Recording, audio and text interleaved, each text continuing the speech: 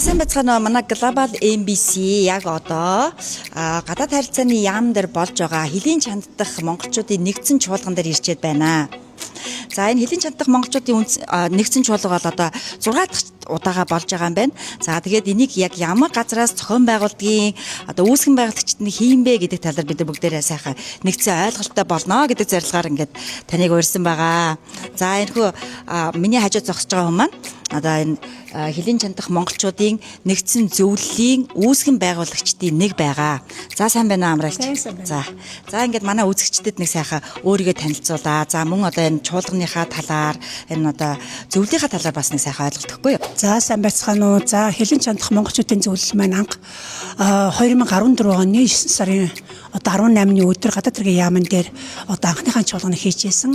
Үүнээс хойш одоо бид нар өнөөдрийн байдлаар одоо 12 дахь жилдээ 6 дахь чуулгана хийхээр одоо Монголда хүрэлцэн ирсэн байна. За манай хэлийн гаднах хэлийн чанд ажил амьдарч байгаа монголчууд маань одоо энэ чуулганыг бол хүлээдэг. Одоо ирж өөрсдөө өмнө тулгарч байгаа олон асуудлыг шийдвэрлэхийн төлөө одоо 200-аас 300 одоо монголчууд маань ирдэг. За би энэ үүсгэн байгуулалтын нэг нь байгаа юм. За ер нь яагаад үүсгэн байгуулах шалтгаан болсон бэ гэвэл одоо хэлийн гадна байгаа иргэд маань бас одоо эрхэм зөрчүүлэх, санаатай санамсаргүй одоо гэмтэрт холбогдох, за оцсон газрынхаа хил усыг мэдхгүйгээс болоод эрхэм зөрчигдөх, за гэр бүлийн байдал, хүүхдийн асуудал, хоёр иргэн шил гээд одоо хэлийн гадна ажил амьдарч байгаа монгол хүүхдүүдийн хэл соёлын асуудал гээд олон одоо асуудал шийдэхин төлөө одоо бид нар 20 жилийн турш ажилласан байна. За өнөөдөр бол одоо энэ хурал дээр 4 хороо 20 ажлын албатаагаар одоо энэ чуулганд орж байна. За ямар 4 хороо байдаг вэ? Нийгмийн бодлогын хороо, боловсролын хороо, за спорт соёлын хороо, оюутан залуучуудын хороо гэсэн ийм одоо 4 хороо. За ажлын албанд нь бол хүний нөөц, дээрээс нь одоо хэвлэл мэдээлэл гэсэн ийм албатаагаар бид нар одоо ажиллаж байдаг.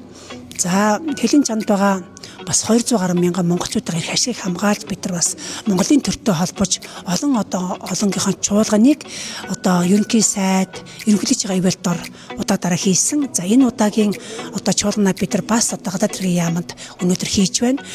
За миний би өөрөө бол хүний эрхийн үндэслэх комиссар бас хэлийн гадна иргэдийн эрхийн асуудлыг одоо ярьж одоо ажилдаг. Одоо албан ёсоор 4 дахь жилдээ ажиллаж байна. За олон одоо эрхийг бол ярьж болно. Тэгээд хэлийн гадна байгаа иргэд маань өнөөдөр энэ чуулганд ирснээр өөрсдөө өмнө тулгарч байгаа олон нийгмийн асуудал, хэс соёлын асуудал шийдвэрлэхийн төлөө одоо хүрэлцэн ирсэн байгаад бас таатай байна. За энэ удаагийн чуулган уулзалт 6 дугаар чуулган уулзалт гэж байгаа шүү дээ. Тэгэхээр урд нь 5 чуулган уулзалт болсон. За тэр 5 чуулган уулзалтаар ярилцаа, зөвлөлдөөд гаргасан одоо шийдвэрүүдээс хэрэгжүүлсэн нэг томоохон хэдэн арга хэмжээнээс нэг дуртахгүй юу? Бид нар бас нэлээд олон асуудлыг бас төрсгөр шийдвэж ажилласан байгаа. Зүгээр нэг жишээ дурдахад бид нар олон одоо чуулган дээр бол хэлийн гадна ажил амьдарч байгаа ээж нар маань алдар тхийн одон авч чаддаггүй байсан. За энэ асуудлыг бид нар 14, 16, 18 оны чуулган дээр одоо дамжуулан ярьж байж 2000 одоо 18 онд шийдэлт хүрч ерөнхийлөгч одоо асан Батулгагүй дээр орж одоо асуудлыг тавиад шийдэлнэ гэвэл одоо өнөөдрийн байдлаар хэлийн гадна 500 гаруй ээж алдар тхийн одон хүрсэн ийм сайхан бас мэдээтэй байна. Энэ бол одоо бас хэлийн гадна байгаа иргэдийн төлөө бас хийж хэрэгжүүлж байгаа төр засгийн маань бас ивэл хайр гэж үзэж байгаа.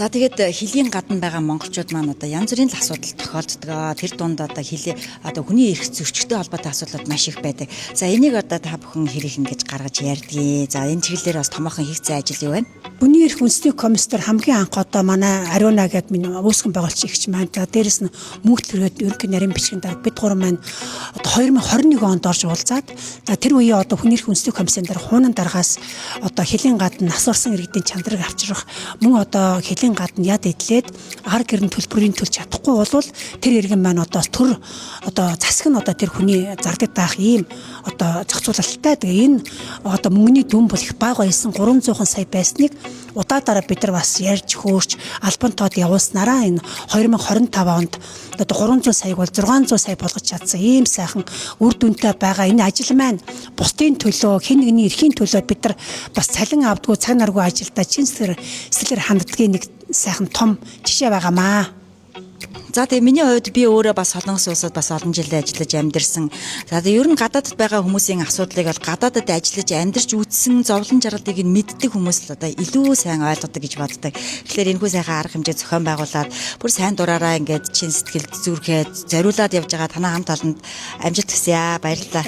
Баярлалаа. За маш их баярлалаа. Тэгээ хэлийн гадна байгаа 300 гаруй мянган монголчуудын бас эрх ашиг хамгаалаад бид нар бас Монголдо дуу хоолойнд болж байгаадаа маш таларгалтай ханддаг. Тэгээд төр зэсэг маань бас бидийгээ сонсож энэ иргэдийнхаа бас төлөө хууль дүрмэнд өөрчлөлт оруулж өнөөдрийн өндөрлөгөөс нэлээд олон зүйлийг хийсэн 12 жилийн маань ойн баярын өнтө энэ сайхан чуулганд ирсэндээ маш их таатай байна. Тэгээд өшөө цааш нь эрхэн зөрчигдсэн олон иргэдийн дуу хоолой болж ажиллах болно гэдгээ хэлье. Баярлалаа.